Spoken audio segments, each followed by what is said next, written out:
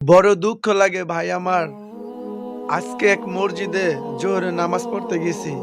আল্লাহকে সাক্ষী রেখে বলি, ওই মসজিদের হুজুরে আমার সামনে, আমি পিছনে একামত দিলাম। বড় দুঃখের সাথে বলতে হইতাছে, ডাইনে আর বামে একটা মুসল্লিও ছিল না।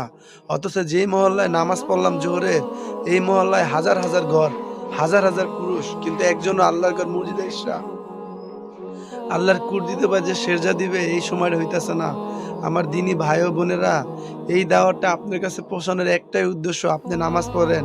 আপনি যেরকম দিনের পর দিন মাসকে মাস নামাজ ছাড়তেছেন, ঠিক আপনার মতন অন্য মানুষও নামাজ ছাড়তেছে। এই সময়ের হিসাব কিন্তু আল্লাহর কাছে আপনার দিতে হইবে। আরে আল্লাহ আপনাকে পাঠাইছে আল্লাহর গোলামি করার জন্য। আর শয়তানের ধোঁকা করে দুনিয়ার নারী গাড়ি বাড়ি বানানোর পিছে, বাড়ি সাজানোর পিছে পইরা আল্লাহকে ভুলে গেছে। আপনি মরে যাবেন, আপনার কবরে একটা সুতো আপনি নিতে পারবেন না। এই দুনিয়া আল্লাহ আপনাকে খালি হাতে পাঠাইছে, আবার খালি হাতে দুনিয়া বিদায় নিবেন।